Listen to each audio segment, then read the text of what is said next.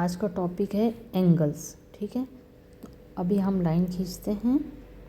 ठीक है, अभी आप देखेंगे,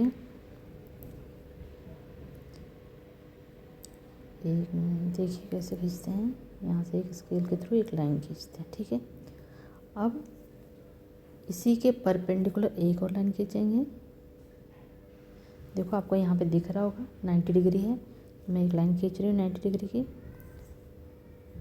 90 डिग्री बनाते हुए एंगल, एक लाइन हमने ये खींच दी। ठीक है, अब यहाँ पर हम लिखते हैं 0 डिग्री, यहाँ पर लिखते हैं 90 डिग्री, यहाँ लिखते हैं 180 डिग्री और यहाँ लिखते हैं 270 डिग्री और फिर से यहाँ पर 360 डिग्री। ओके, अब यहाँ पर इसको कहते हैं फर्स्ट क्वाड्रेंट, इसको कहते हैं सेकंड क्वाड्रेंट, इसको कहते हैं थर्ड क्वाड्रेंट और इसको कहते हैं फोर्थ क्वाड्रेंट। ठीक है, अब इन चारों क्वाड्रेंट में हम लोग एंगल्स को पढ़ेंगे। ठीक है, तो हम पहला पढ़ते हैं, फर्स्ट वाला एंगल पढ़ते हैं एक्यूट एंगल। ठीक है,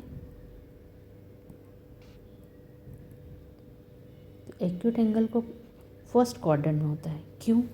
क्योंकि यहाँ पर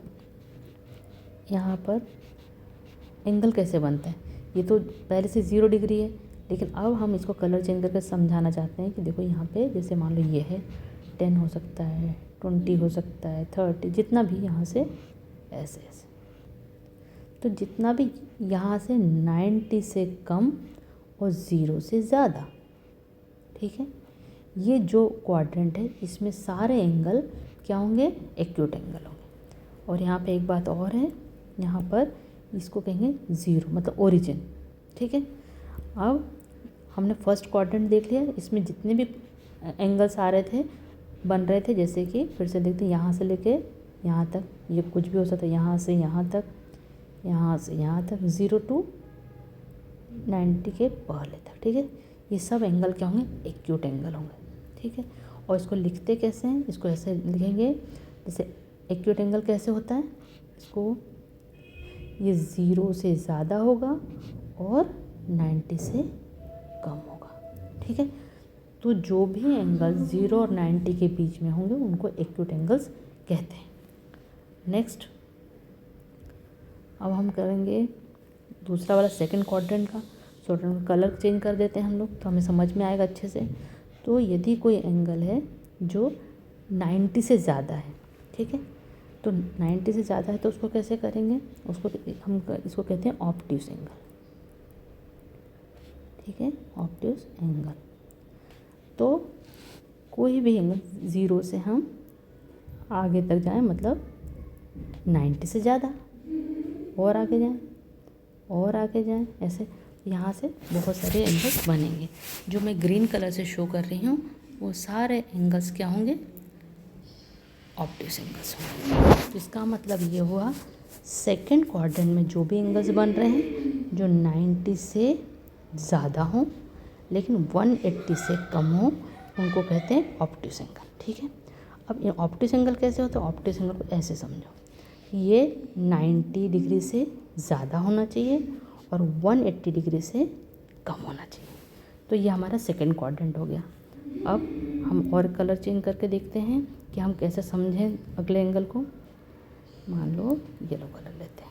ठीक है, तो अब थर्ड क्वाड्रेंट में समझते हैं। थर्ड क्वाड्रेंट में कहने का मतलब ये है 0 से ही शुरू करेंगे। मान लो हम करते हैं 0 से शुरू कर रहे हैं और यहाँ तक आ रहे हैं, मतलब थर्ड क्वाड्रेंट तक, फिर 0 शुरू कर रहे हैं, फिर यहाँ तक आ रहे हैं, फिर कर रहे हैं यहाँ तक आ रहे हैं, मतलब कितना भी, इसका मतलब 180 से ज़्यादा है।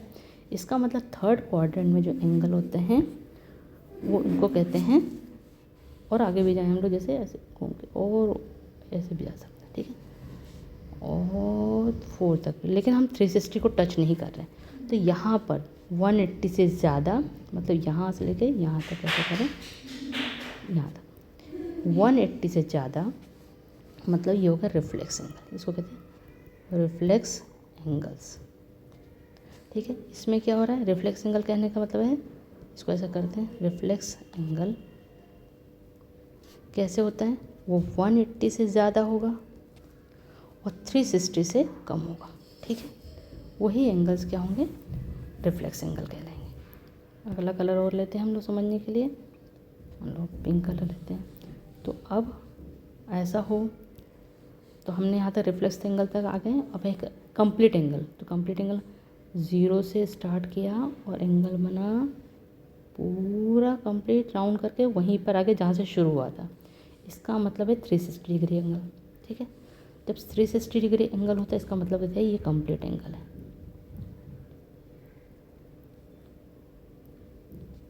ठीक है, सो कंप्लीट एंगल कहते हैं। यहाँ पर और कुछ बातें रह गई जो बता देते हैं।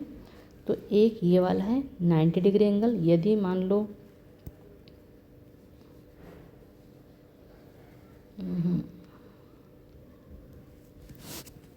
इसको फिर से